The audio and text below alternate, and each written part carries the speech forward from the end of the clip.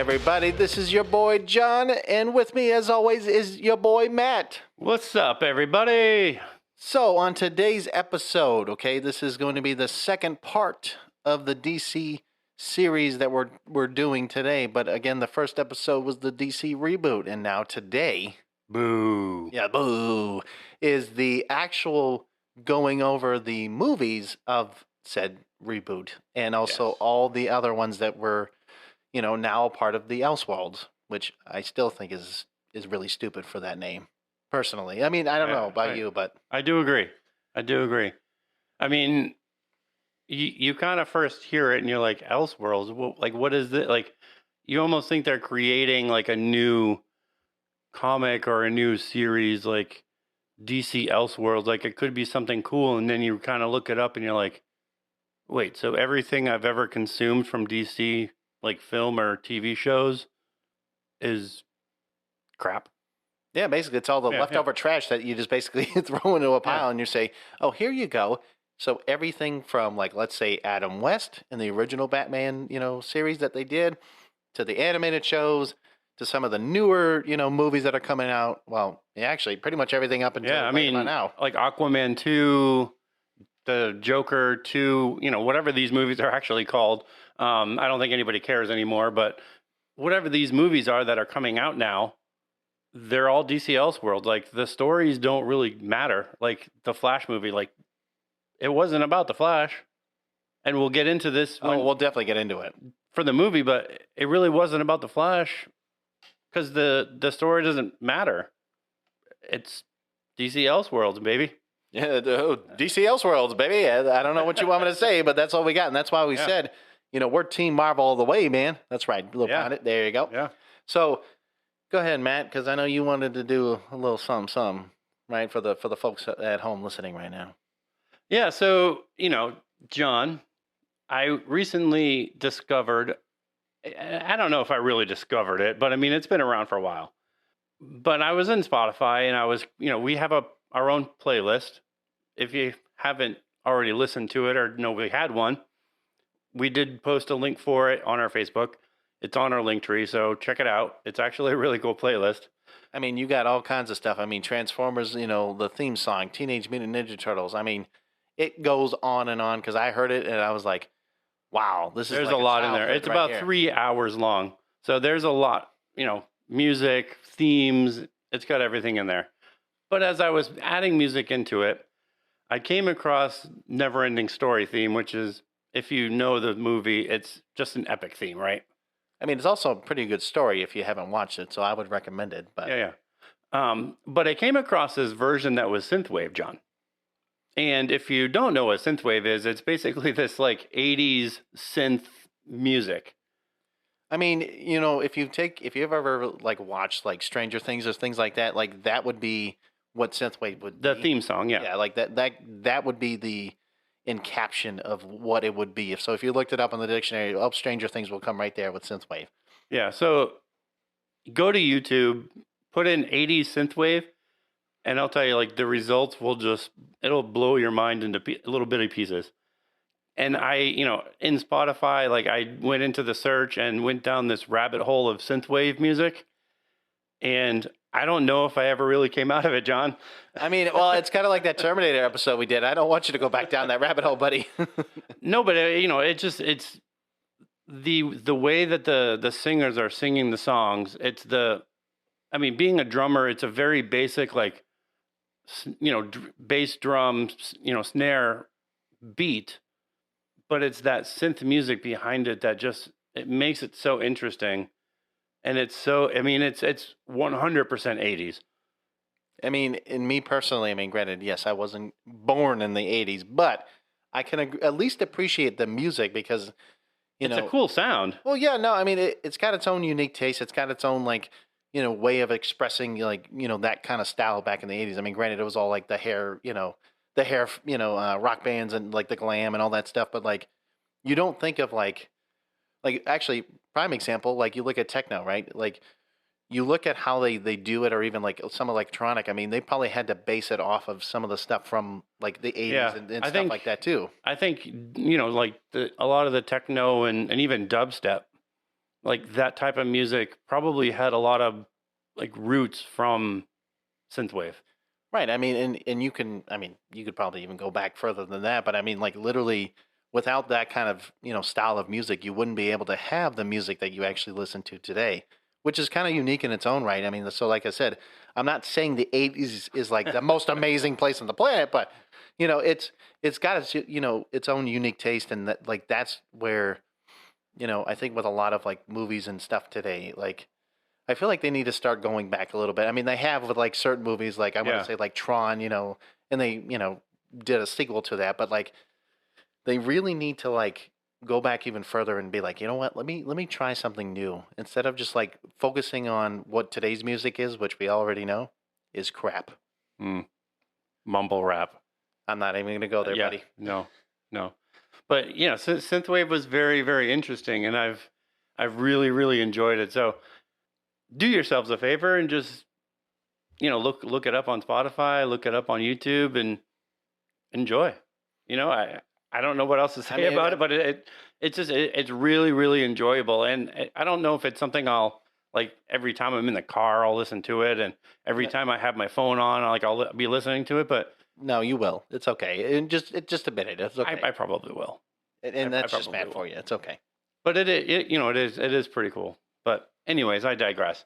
The DC reboot. So we just did our last episode on this topic, and it's really like one of these topics that you kind of scratch your head, I guess, and go, what in the world is going on in these two guys' heads, where they are going to reboot the DC, at least film universe again.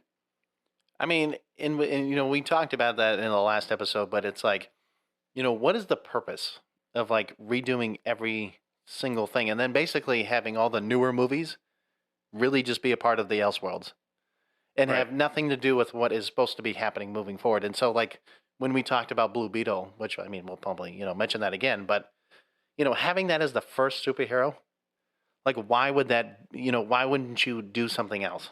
Yeah. They said, you know what? We're just going to pick somebody that, unless you're a comic book fan, you probably know who this character is. But like, if you have no idea, well, you're going to learn today because you're gonna definitely. I definitely have my thoughts on it, but I'll keep it to myself.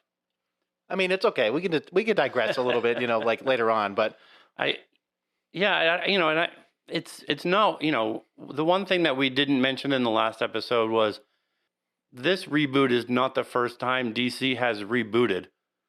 Dun dun dun. There's been two other times, not film wise, because back in the 60s and the 80s, there hasn't been a whole lot of movies. Now, granted, I understand Batman came out in 85. I completely understand that. But in 66, there really wasn't content. Maybe, The Adventures of Superman, which was... But I was going to ask, like, are we talking like just strictly comics right now? Strictly comics in 66, they did Crisis on Infinite Earths, where they legitimately killed every character. And I think either Superman or there were a couple characters that were just kind of lost in oblivion somewhere. I don't know. So lost in translation, but yeah. But they basically killed everybody off, and then they rewrote their stories. So if you look at the original Batman from the comics before 66, and you look at after 66, you'll see a lot of darker Batmans. Well, I mean, technically in the original Batman, like the actual first time it was actually introduced, he had, if I'm not mistaken, two pistols. Like he actually was meant to use them and actually kill people, which actually that's what he did. And then they were like, wait a minute, that's too dark. Right. And then they revamped it. And they did the same thing with Superman. Initially, they made him very like vigilante and kind of rough. And they kind of pulled them back and said, no, we can't make him like this. But I think it was either 65 or 66 when they came out with this Crisis on Infinite Earths, they rebooted the whole DC Comics. So The Flash, Superman, Batman, every character that you know got a brand new story. I mean, I'm not going to try to bring up Marvel as much, but like I'm not saying I'm a total expert on the comics when it comes to Marvel related, but I don't even think they've done that as many times as DC has in this case. I don't think Marvel has rebooted. I mean, I think they've reinvented. Like, I think obviously you have like their alternate version, which is like the ultimate universe. right. I mean, but like if you look at like what was it, Civil War, right? So like technically, like there's a lot of characters in that, but like I mean, what I'm saying is like Cap technically dies in that series of comic books, which like I read it. I'm not trying to digress here, but like you know, right? If you're looking at the MCU, like Cap is still alive. He's still there. And I mean, well, he was there until Endgame, but really, if they were going to follow that, then yes, they would have. They said, okay, you know what, Cap's dead in this moment, but you know, I think I do want to agree with you here. I don't think they've really like taken the whole universe and they're just like, you know what, we're done. We're just gonna scrap them. We're just gonna make an event and we're just gonna kill them all. I think they've made like minor changes. Like the Hulk obviously started gray and then became green, right? Like he didn't start off green. Well, actually, if I'm not mistaken, like that was a mistake. Actually, was him originally being gray because it was it was like some kind of like misprint or something like that, and then they changed him to be green in that moment. But Marvel has never really done like a big event where they've killed everybody off and all of a sudden like there's a brand new Captain America with a brand new story that was different from who he was before. Like Marvel's never done that, but DC's done that twice. And they redid it in 85. Right. Yep. So now we have DC doing it with their films, which includes the TV shows, it includes film, and it includes all the animated. Which is kind of sad because some of the best animated shows I've ever watched was actually from like the 90s and even early 2000s. Like some of those were like bomb. Like they were just fantastic. I do have to say though, some of the newer DC animated shows or movies, whatever you want to call them, they probably do just need to go away. Like one of the covers that I saw for Harley Quinn, she's riding like a rocket that's shaped in a particular way. If you catch my meaning. I mean, I do, and I hope the listeners maybe get the hint behind this, but yeah. And I was looking at it and I was like, is she riding yep, she's riding a rocket that looks. We don't need to mention Austin Powers, do we? No. Okay, no. That's good. But it was like, is this really like necessary? Like, is this the direction we're really going at? Because if that's the direction, they probably do need to do a real Crisis on Infinite Earths Part 2.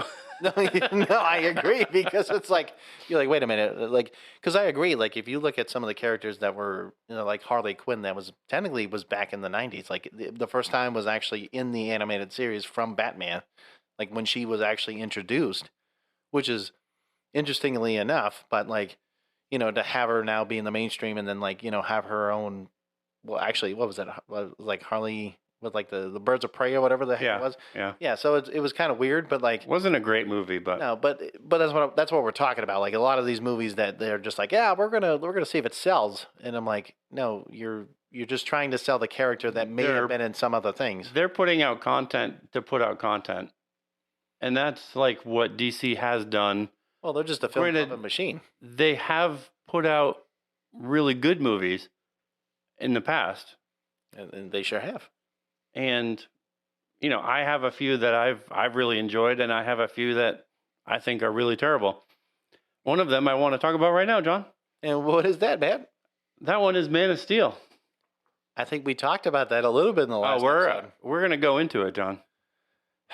Okay, go ahead, Matt. Tell me what you got. So, Man of Steel was, I think, only as far as film wise, the second portrayal of Superman in a film. Well, because first was Christopher Reeves. Well, hold on, because wasn't there an actual film well before Christopher Reeves? Like it was back in the, I don't know, it was like 40s or 50s. Like there was an actual. Well, there was a TV show. Oh, okay. But like, yeah, you had Christopher Reeves really playing him. And hold on, you had also Brandon Ruth, who also That played doesn't him. count. Well, I'm just saying because that was the second time, and then technically Henry Cavill is the third time. He technically is the third time, but Brendan Routh he's honestly playing Christopher Reeve Batman. I mean No, Superman. Like no, right. he's playing that Superman, which I mean the movie is not great, but he does a decent job at playing the character. Well, I mean, if you look at how each one has progressed, like Christopher Reeves, like everyone's like, oh man, like granted, yeah, back in the day, like there's a reason why he was Superman, like and then you look at what was it Clark and Lois, like the '90s like TV show, Lois and Clark, Lois yeah. and Clark, yeah. So like, you had him.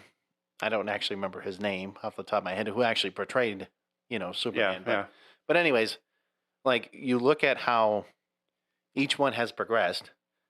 I mean, you can definitely say Christopher Reeves was was I would say at the time like was the Superman. As far as film goes, I think Christopher Reeve was the best portrayal. Right, unfortunately, up until his accident, but yeah. Man of Steel, there's issues. One of them being like he's very, very careless with human life. And Superman, especially in the comics, maybe not very early on, but when they made that change, especially after that first initial reboot, Superman, and I'm going to go D&D here for those of you that may play D&D. Which Superman is lawfully good.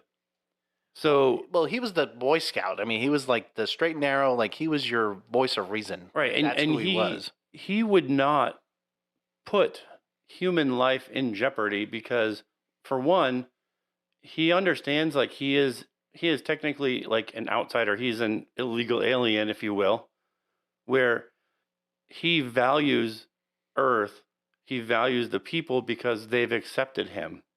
Like he has that understanding, like I have to protect the place that I'm living in right now because I don't have another home to go to. Well, if you think about it, I mean, let's say the story changed, right? So like, let's say he was a full-grown adult. Well, he is a full-grown adult, John. No, now, but I'm talking about when he was, when he was a baby, when he was, shipped to basically Earth, right? I mean, it was technically human parents that were raising him. So that's why, his Boy Scout, his persona was supposed to be this like good and narrow, person. And that's why it's kind of one of those things like when you start changing that up and then you're like, wait a minute, why is he becoming dark now? Like, what's the intent? Yeah. So this whole fight with Zod in this movie, like the one thing that you have to remember, if you haven't seen this movie, go see it, but Superman is the one that destroys the Genesis chamber on the ship that makes it crash in Metropolis. He knows that the ship is flying over a populated city, but yet he destroys the chamber. The ship comes crashing down, hitting skyscrapers, buildings, city streets. Like it hits basically everything on its way down. Right. I mean, and there's no scene where he's relenting on how many people might have been injured or killed with this ship going down. Like there's no scene. It's just it's one of those things like it's really like they portray him as really, really careless. Right. What I was just trying to say is that, when you look at Superman in this movie, it's the total opposite of what it should be. And it's pretty sad because you look at the comics, you look at how he's supposed to act. That's not how he should be. And he's not supposed to be, basically like Zod. Like, and that's kind of what he was portraying. And then like, when what was it? The last episode you mentioned, like, how he was in the prison and he's just like, oh, okay, whatever. Like pull me in, and let me go serve my time. And you're like, that's not how this should be, Yeah. It should be the total opposite and be like, hey, let me justify even a mistake, but he didn't even do that. He just said, whatever, no big deal. Like I said, he was lawfully good. So even though like, he would have done whatever the government was asking him to do, but he wouldn't have just sat behind bars knowing that Zod was essentially going to kill billions of people. He he worked with the police. Like, he was willing to work with them, but he was also willing to do what was necessary, but he wasn't going to risk human life. And I think that that Right. was more important. You know, another thing during this fight, he goes and uses his laser vision, which of course Zod deflects, and he basically levels an entire, like, half of this building that they're in. You know, and it's like, you already have the ship that's crashed. It's probably killed thousands, injured tens of thousands, and now he took out half of a building that's probably injured and killed another couple thousand. I mean, like, that's what I'm saying So, about the Man of Steel. I mean, Man of Steel. if you get the message of this already, like, this was a mass casualty event. I mean, and it's sad because, like, even if they just even kept it the way it was, I mean, they could have easily made him justify his mistake and actually try to, redeem himself. But he didn't even do that. No, Like, no. And BuzzFeed actually got this team of scientists to do an assessment of the damage done in Metropolis. And that's quite surprising, but okay. this guy, he's a scientist, Charles Watson. He basically says the damage from Man of Steel would be equivalent to an airburst of a 20 kiloton nuclear explosion in terms of the shock effects, just without the radiation or thermal effects. I mean, I can only imagine what that would do to, like, any populous, like, city like that. I mean, like, if you look at Boston or... Hiroshima. Well, okay, yes. That was a 20 kiloton nuclear bomb, just without the fire and explosion. Well, right. And nuclear, radiation. I mean, Hiroshima, Nagasaki, I mean, like, these... Yeah, okay. I mean, now looking at that, I mean, that's kind of ridiculous. I mean, without even the fire Right. and everything else with it, I mean... So they estimated that there was 129,000 deaths, 250,000 lost under rubble, and nearly 1 million injured. The cost of physical damage in the film is about $700 billion, with an economic impact of $2 trillion. Just so I'm clear, what is our national deficit? Go ahead, man. What give or take? Like, what do you think? It's got to be more than $2 trillion. Yeah, I'm thinking like multiple, like, trillions. I mean, I'm just kind of taking a guess here, but, like, we'll say 10 trillion or more. The dude basically just took like a quarter, maybe. Yeah, I'd say about a quarter, or maybe a little less than that. Like 20%. I mean, the 20% of that is like, yep, there you go. There's 20% of our national deficit that you just destroyed in one city. 700 billion in damage to the city. No, but if it was just like the economic piece of that, like Right. that 2 trillion thing, I'm like, that's a lot. That's a crap ton. That's you can't do that. Like, I don't even know how you come back from that. I mean, at that point, like, with, like, looking at that, I mean, And so, a couple other things that portrays Superman differently than the comic books. Clark, in the very, very beginning of the movie, disappears for years from society. He's like working a quote quote normal job, right. and this was just an effort to kind of hide who he was, to hide his abilities from the world, and essentially becomes, like, what's called in storytelling is he becomes essentially the reluctant hero, which is he becomes basically, if you look at Luke Skywalker when he's talking to Obi-Wan and he's like, "Oh, you should come with me," and he's like, "No, I have to go back to the farm, they're waiting for me there." And they go, he goes back, of course, the place is burned down and they're dead. So he goes, "Well, I guess they're dead, so I'll join you now." Like, that's a screw. Like, that just doesn't make any sense. But he becomes that reluctant hero where it's not like he's doing it because he feels called to do it. He's doing it because, well, now I don't have a choice because my aunt and uncle are dead.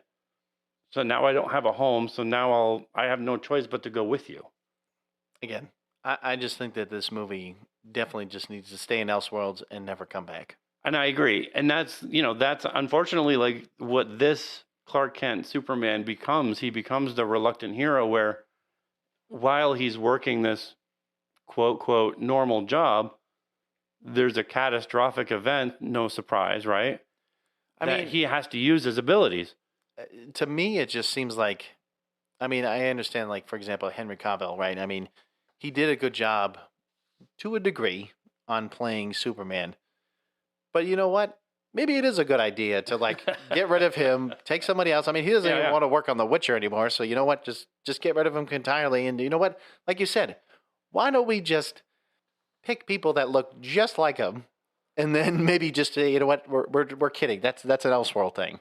But this is the problem with DC is like they've applied like the same success and dark persona that the Dark Knight had. They've applied it to Man of Steel. And it doesn't work with Superman like it does for Batman. Well, there's a reason why Batman was called the Dark Knight. Like, there's a reason why like he embodies that whole like name and everything else because that's who he is, and he's done that for years. I mean, like if comics and everything else, I mean, like that's who he is. Like I don't know why you would think that Superman or somebody else would, Yeah. be that dark. Yeah. So they, the world they created around him was very dark. Um, one of the things that his father, Jonathan Kent, very early on, like we know the story of Superman. Yeah, Smallville. Yeah. Most of us do. As a kid, he saves that bus full of students. They're on a field trip, whatever they're on. Right. But like he saves that bus full of students, and in Man of Steel, he's telling his father about the situation. Like, I thought I was doing a good thing, and makes this comment like, what was I supposed to do? Let him die? And his father says, maybe. Let that sink in for a minute, John. No, I mean, I can tell you morality doesn't exist in that moment. His father says, maybe. Again, morality. To letting a bus full of students die, maybe you should have let him die. Like, No, I mean, in my opinion, like just hearing that, it's like you're just saying, you know what? Who cares about people? Just screw them. And like that's kind of what he was saying. And then it was more like, you know what? Go ahead and be that dark persona. Go ahead and be that dark, Superman. That so this is why, like, this is why in this movie he accepts that advice. He accepts like what occurred and all the things that Jonathan Kent had taught him, and he basically hid it inside of himself and didn't want to let it out. And he becomes the reluctant hero. Like, I guess I'll be Superman today. Like, gee, thanks. Thanks, guy. Like, thank you for doing your job. Yeah. As we know, like the real Superman, like if he was in that movie, and if I would have to say if like the Christopher Reeve version of Superman were in that movie, he would have taken Zod as far away from Metropolis as he could have. In most of the fights that he's ever done, he usually goes to outer space, if I'm not mistaken, and then like beats the crap out of people. But yes, no, or he tries to isolate somehow or try to protect the people that are there so that there isn't like a catastrophic event. Right, which is now proven to be what, $700 million? Yeah, which happens here. I still think he might have, in the situation that was in the movie, he might have still probably would have killed Zod. But he would have been very, very distraught about it. And I only think that because in the scene, Zod has his laser vision going. Right. And it's going across the room, heading right to a family of like 3 or 4. In the moment, like, there's not really much he can do other than snap the guy's neck. Like, I don't really know in that situation, like, what else he could have done. I mean, that would have been different. I mean, the thing is about, like, even just, killing Zod, right? I mean, granted, we already know that, like, his arch nemesis is Lex Luthor, right? And so, yes, Zod is from, their homeworld and everything else. But to me, when you look at that scene, you're already showing that morality, even when Jonathan Kent told him. Right, morality doesn't exist. And right. It basically embodies the whole movie just because of that one quote. And it's pretty sad how one quote changes the entire movie. It's not even a quote, just that one word, maybe. and you have to let it sink in. Like, should I have let the kids on the bus die? Maybe. Maybe. You know what? Sure, why not? Let them You die. know, screw them. Who cares? Well, We'll have more kids. I mean, you look at the population nowadays. I mean, sure. I mean, there's never mind. Anyways, but it just I was tracking with you. I was tracking with you. I figured you would, but to me, it's just again, this movie just needs to stay in Elseworlds. It doesn't need to come out again. Put it in the vault. Maybe Right. burn it, and then just be like, you know what, we're gonna ship it off to outer space, and maybe somebody else will Yeah. take care of this for us. Yeah. So moving on to a more recent movie that did pretty terribly in the box office. Which, if I'm not mistaken, is actually now becoming one of the worst superhero movies ever made Of all time, of yes. all time. Yes. And of course, I'm talking about The Flash, which The Flash is my boy, not Ezra Miller, but The Flash as a character is my boy. Okay. Well, I guess the real question is who did you like playing the Flash, like the actor wise? I mean, Grant Gustin's probably. I mean, there hasn't really been that many. Well, there was so technically the what's his name? Basically the was it Jay, like the in like the TV show, like he was the older version of like a Flash, right? Because he actually did play in a TV series like the Flash back in the day, which was also his father in the TV show as well. But I do agree that Grant Gustin, which Yeah, I mean, as far as portrayal, I think he was the best, but I still think I have some issues well, wait, with even his portrayal of the Flash.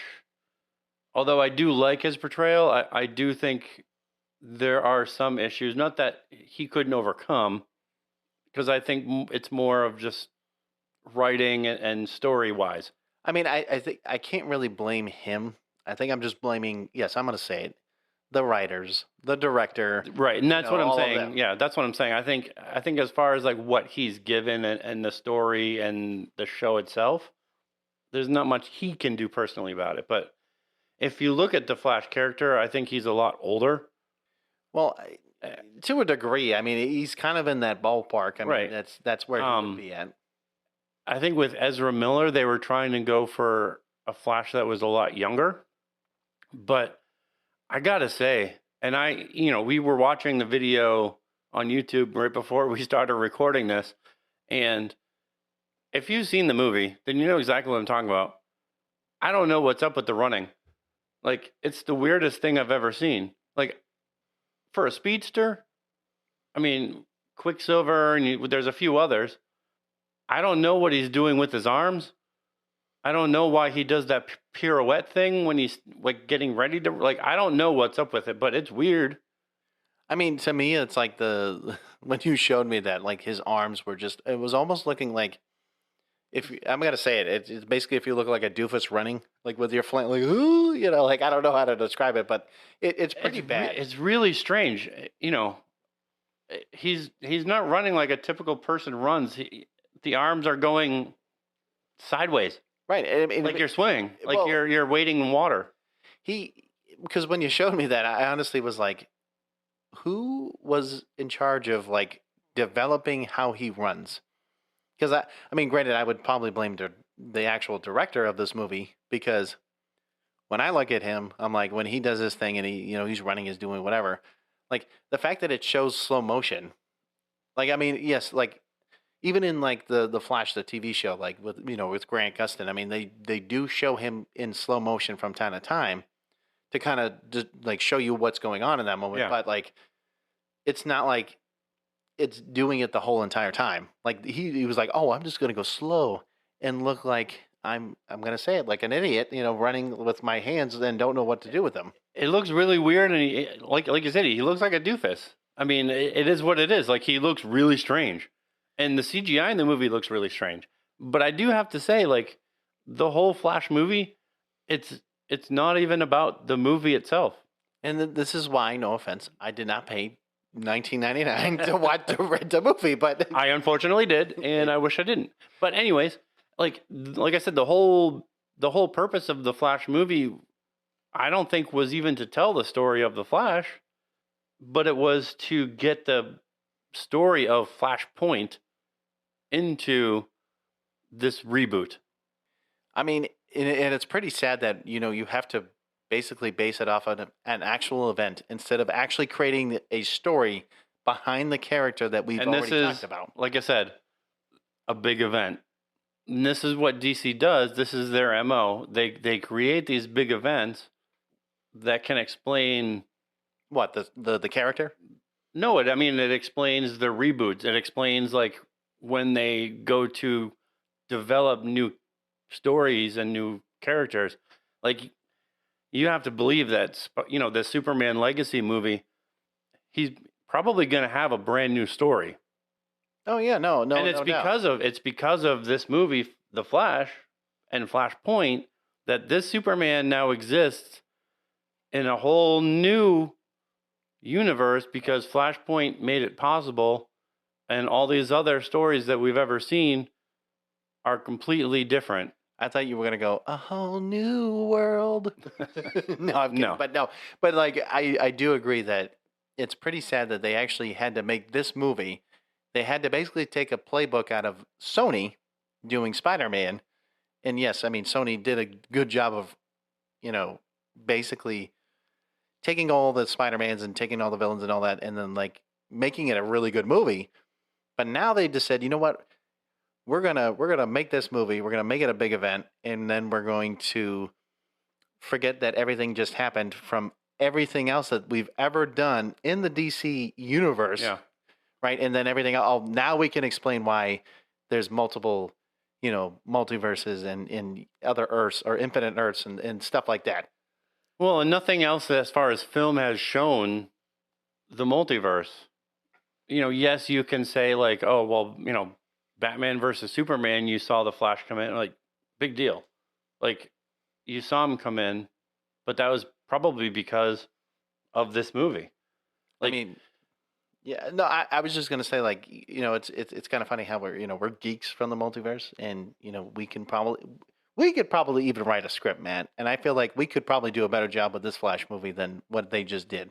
Yeah, and like I said, it wasn't really about this movie. It was telling the story of Flashpoint to get the multiverse created so that these movies like Blue Beetle and Superman Legacy can be created. And yeah, they are planning, like, I think the reboot, as far as like their first phase, is Gods and Monsters. I think that's like their kind of themology. So I think Swamp Thing is coming in, and a few other, Well, then, I mean, you things. look at, for example, like Black Adam, right? Because like you look at Shazam, and like, are they going to somehow forget that Shazam? They just did 2 movies, and they just did Black Adam. Poof, gone. Yeah, now they're right. So like, Yeah. it's okay. So like now you have Shazam, and now you have Black Adam. They Shazam their way into Elseworld. Oh, Oh, man, that was a good one. I like I know. that. That was like good. that. Yeah, That's good. yeah. I just But came up with that right now. he's like right on the fly.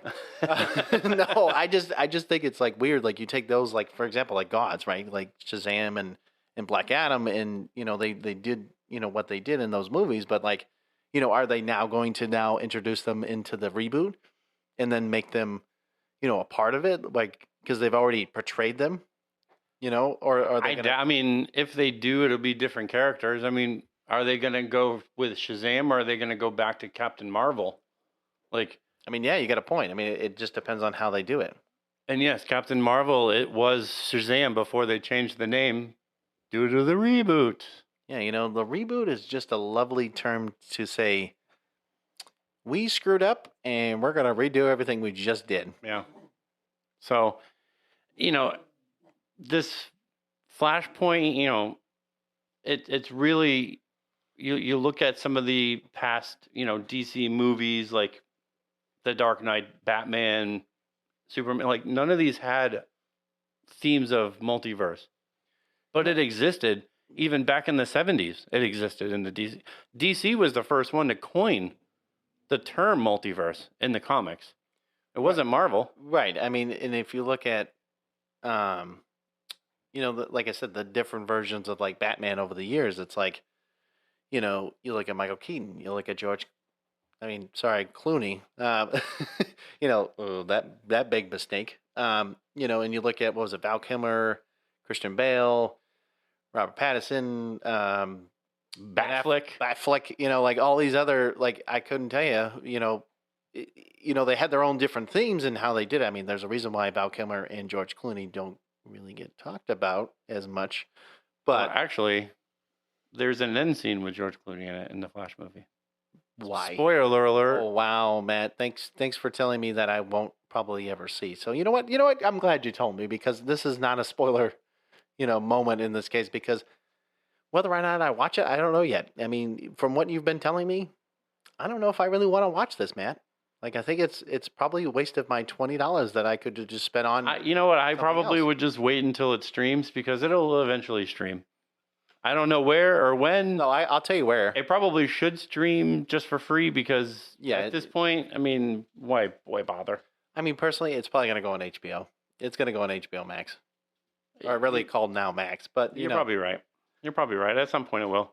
But I mean, the real question right now is, is there a point to continue, watching these new movies coming out, to pay money to go to the theater, to see Aquaman, to see Joker, to see some of these new movies, knowing that like they're going to suffer the same fate as The Flash, and really the stories don't really matter too much because they're just a vehicle that's supposed to drive the narrative for the reboot. So, I mean, John, is there a realistic purpose for anybody to spend money on a DC movie until the actual reboot happens? No. I'll explain my reasoning. I'll tell you why I say no. It's because DC as a whole, okay, again, they've done well on certain things, but when we're basing it only on movies, it literally, like, I couldn't even make this up, but like Marvel has literally the storytelling, the foundation, they've planned, they've done all these things. Right. Okay. They thought about every little thing and they've already made phase 6. I mean, they're probably already on like phase 9 or 10. I mean, they're already well ahead of the game where DC's just now like, okay, you know what? We're like, yep, we've made a crap ton of movies. And you know what? I don't know if any of this is going to actually sell or really work or whatever, but we're like, we don't care. We're just going to keep making movies. We're going to keep doing this. But when we've mentioned like, The Last of Us and we mentioned all these other things, like, why do you think The Last of Us actually did well? Is because they actually had, the actual guideline from the video game to actually show you the movie, which was almost identical. Right. And like they listened, they actually brought in experts. They brought in the people that made the game. Right. So they brought in people that actually know what they're doing. Right. And so like DC, right? Ready? Here we go. Directors, writers, producers, like, oh my God, like get rid of them completely. Go start talking to the comic book artists or even just like the people who are creating the content. Yeah. And be like, hey man. The actual comic book writers. Right. And it even right now, it could be current popular ones that are actually going on. Make those guys like involved in the movies, like make them actually a part of the process. Because in my personal opinion, like I've already said, without them, you're not going to make a really good reboot. Because I understand James Gunn's, like his intention, like he does well. Like I'm not like he is a good director. He's done those things and he's proven himself. But I will say this. If the reboot completely sucks because of what he's trying to do, no one's going to trust him in Hollywood. No one's going to want to direct or have him direct a movie. And they really have to work on character development because, like we can follow a movie. Like we can follow Man of Steel. And sure, he's in Batman versus Superman. Sure, he's in Justice League. Sure, we can follow that Superman. We can follow that Batman. But where are they now? Poof, gone. Like Shazam, like bomb. Right. Gone.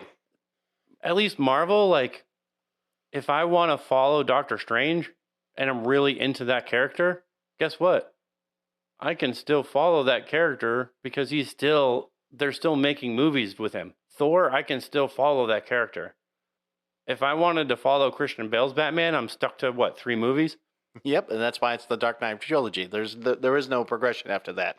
Which, like I said, when you look at all the movies and you look at how they done, like the different versions of Batman, let's say Superman, whatever, right? They've only focused on those 2 characters, right? And I mean, granted, I know you'll kind of mention your list here in a second because I saw it and I was like, I kind of agree with it, but you know, a lot of like the other movies, like for example, there's a reason why Ryan Reynolds never, stayed with DC because his one movie, Green Lantern, that Sucked. was a big right. Yeah. It was a big flop. It was one of the biggest flops, and it was like that's not who he is. Like, I would say maybe certain things like I could see him, but it was way too CGI. It was not as Well, now him and Ezra Miller can sit at the same club. yeah. They like it's true. I mean, it was very true. I mean, and it's sad because, but what's funny is like you look at like a lot of the DC people that, or like actors that were in DC first and then they went to Marvel. Wow, it's so surprising on how well they've done so much better in those roles because they were given good scripts, they were given good directing, like everything else. I mean, look at Deadpool. I mean, oh my God, like it actually I'm pretty sure for rated R, it was actually one of the best selling rated R movies of all time. Well, and we're talking the recent Deadpool, not even the one they did with the X-Men. No. I mean, that one... Because that one was a complete mistake. Well, there's a reason why Disney bought Fox. So they can, redo that. But I guess what I'm trying to say, though, Matt, is that DC as a whole, until they actually know how to step up their game, unless they know how to, get those directors and those producers and writers that actually know what they're talking about, it's not worth my time. And it's not going to be anyone who's listening. Honestly, if you're a DC fan, man, you need to stop. Like, it's not a good time. It's not a good time, and it's going to continue to happen. Even when they do this reboot, if DC continues to keep doing this path that they're on, it's just going to be about them pumping out movies. Because honestly, even from '66 and before that, and after that, it's clear that they don't care about the characters. It's just about pumping out content. Right. And like that's the sad part. I mean, like if you really want good, followers and everything else, like if you were looking back at the comics from back in the day, or maybe stuff that you've actually like, read when you were a kid, don't do that now. Like don't think that whatever you're watching right now is actually the best ever because DC I know could do a lot better and they probably know this and that's why the reboot is happening.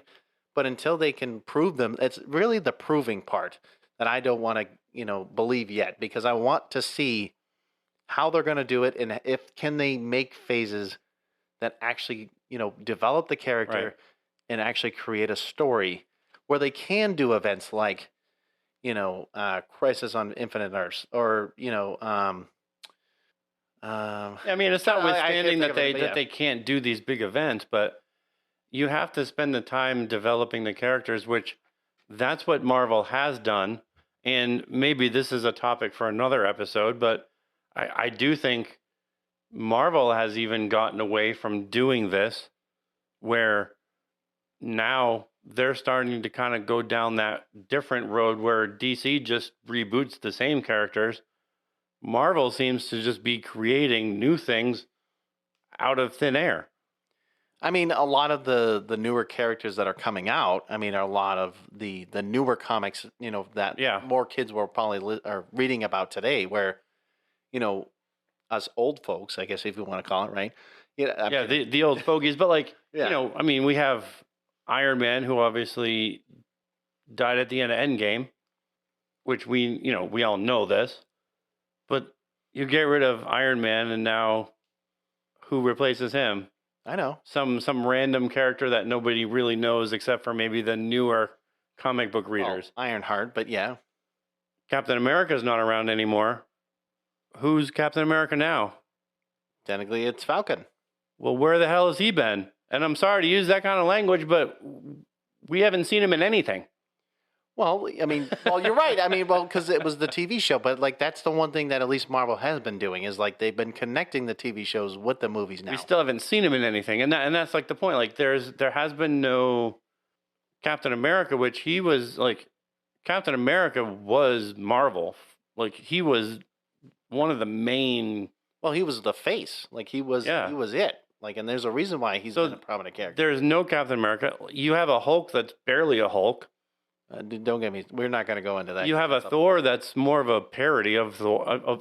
But you get where I'm going with this. Like Marvel started out really well, and then they're kind of slowly heading towards that path where, if you watched Secret Invasion, I've watched a couple. I haven't watched them all yet, but when you watch the whole thing, you kind of end it with, what the heck was that about? Because that's where I kind of end it with is like, I don't know what that's about. I hope it's going in a good direction. No, but I mean, I get what you're saying. Like they're coming out with like thin air stuff, but like going back to DC though, I mean, it's not as bad as DC. No. DC has screwed the pooch all the way back in '66. Like when they instantly thought like, hey, we need to reboot and kill everything, that's when they screwed up. Instead of trying to be creative back then and not recreate a whole story, but try to create an arc of changing the character story-wise, they go, no. You know what's best? Let's just kill everything. That way we can just create a new one. Well, I mean, if like you look at, like I said, like one of the biggest events in DC is Flashpoint. And the way that, this movie, as we have already talked about, like it's a lot bigger. And well, again, it's also a lot more characters. There's a lot more going on. And, to throw everything in, I mean, granted, one movie is not probably the best idea. No, and I'm assuming you might see more of the implications of the Flash movie. You might see more of this in Aquaman because those movies haven't come out yet. So Right. we don't know. So you might see that in Aquaman. You might see it in Joker. I don't know, but there's other movies that are coming out that you may see implications of this. The one thing that was said in the Flash movie was Aquaman's character is the same in every multiverse, whereas Batman was different in every multiverse. So you're saying that Jason Momoa, no matter what, Arthur Curry, Jason Momoa's character was the same in every multiverse. That was the dumbest thing that you could have said because, like, think about, like, for example, I mean, granted, I can't really, I mean, I guess it's the same thing in Marvel, but like, you look at Doctor Strange, right? Because that means, his character, right? I mean, granted, yes, he is the same, but he's different in like certain variations. But like, I don't think that's the case. I mean, granted, I mean, I could talk about King, which I that's a whole other ball game. I didn't say he did. Anyways, let's get into the list that I have. So I'm going to go with the movies that I thought sucked, John.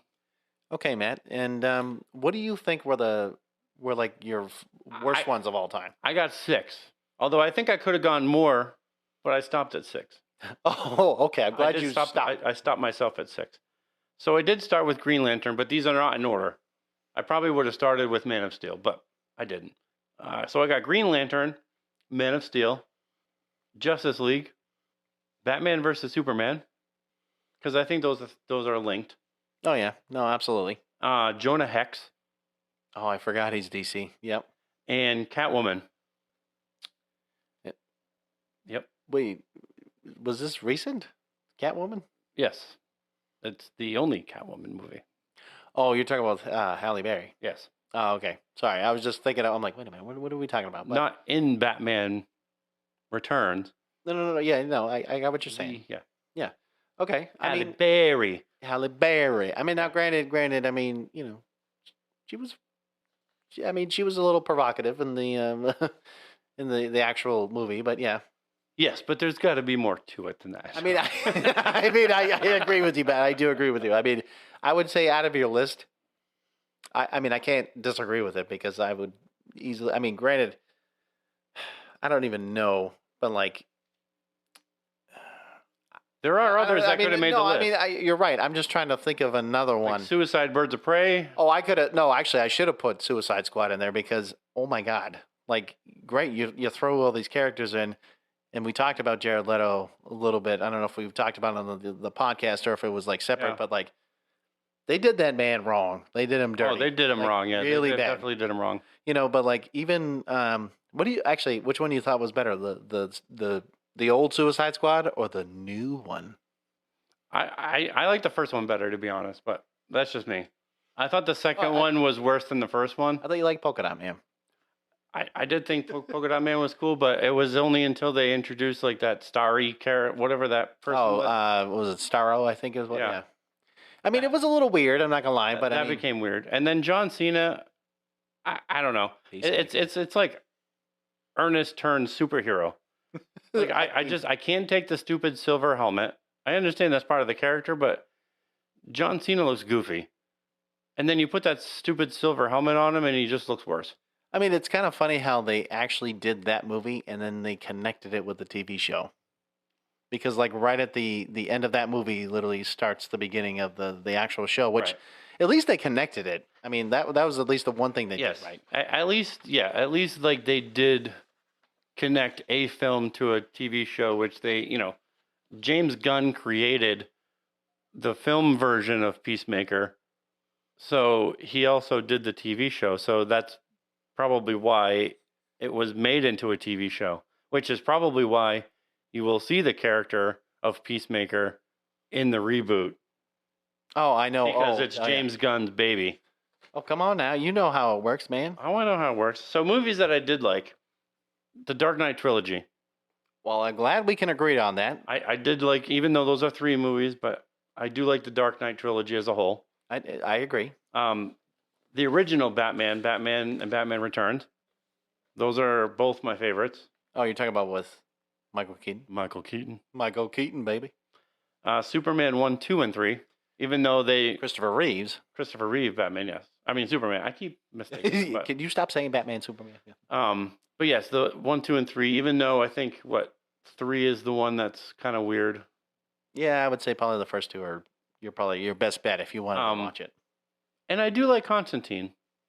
Okay. I mean, you're talking about with Keanu Reeves. Yeah, Keanu Reeves. So it's funny how, like, they never... Because what was it, Constantine and Legends of Tomorrow? Like, they revamped the character. But, like, it's funny how they never remade that show. Because I think that would have been a really great, like, CW show if, like, they could have revamped that a little bit. I mean, now, granted... There was a Constantine show, but I don't know if I've ever seen it. I don't know if it was... I don't think it was with a character that they did in Legends of Tomorrow. I think it was, like, probably somebody completely different. Oh, I'm sure it was a different... Yeah, absolutely, because that's what, DC does. They just like, whatever. Who cares? It's just content.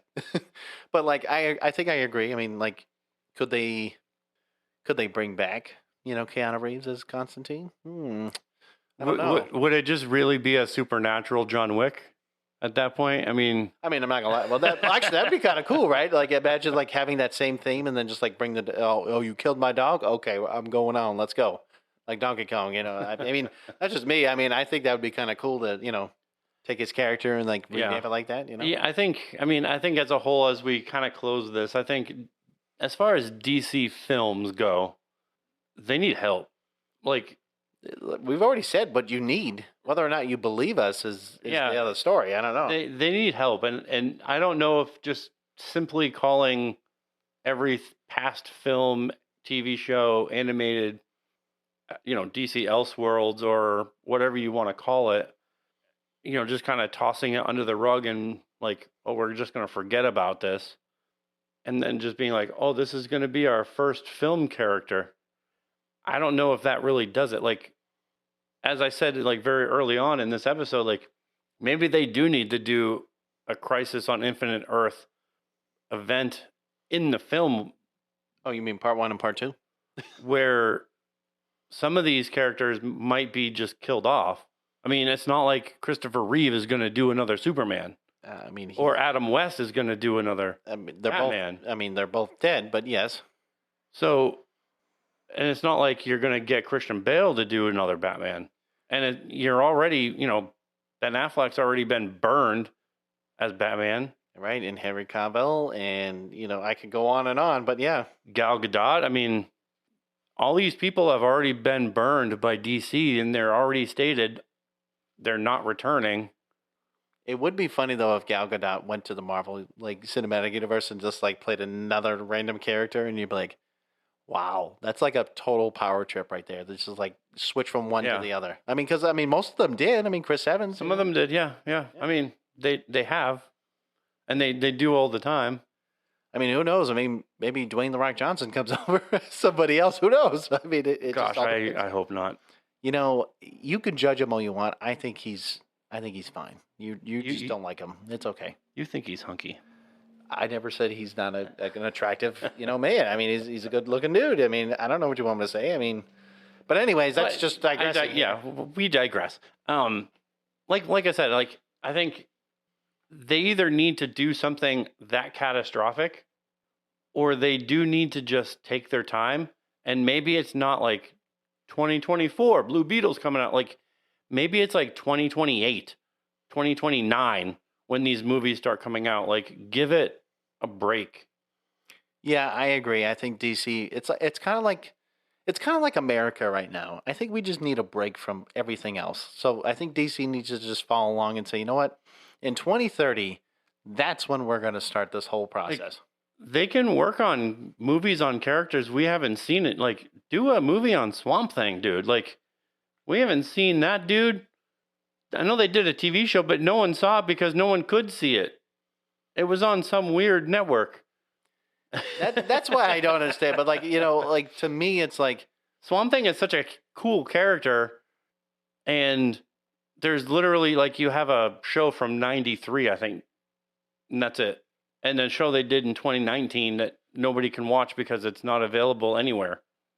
I mean, me personally, I really just looking at all the characters they've ever done, and then just say, you know what, we're gonna focus on these guys and these gals, and just be here you go. Here's some other randos that we're gonna. It's all about Superman, Wonder Woman, and Batman. Again, I keep saying Green Arrow, man. I love Flash too, but I mean Green Arrow is a good. He's also my other dude, man. I mean, but you haven't really seen him besides the TV show, so why not bring him on? As an actual, movie or something like that. Because there are characters you can do movies on, but like I said, they have to do that in character investment where, like Marvel initially did with Iron Man. You don't see Marvel doing Iron Man, and then all of a sudden you have a second director doing Iron Men or some weird, Man of Iron movie where it's darker and, there was one Iron Man. And then the same dude did Iron Man 2. The same dude did Avengers. The same dude did it was the same actor. Right. I mean, character development, we could follow along with, who was playing Iron Man. We could follow along with when he joined the Avengers. We could follow along with who he was as a character. I mean, now granted, if the Blade movie never did well in the box office, Marvel wouldn't even exist to this day. I mean, but I mean, that's just more of another topic for later. But it's sad that DC only focuses, like we just said, on those really two characters. I would even just exclude Wonder Woman and Aquaman out of this conversation. And it's really about Superman and Batman, nothing else. And then Justice League. They do try to sprinkle in, here and we'll do Wonder Woman over there.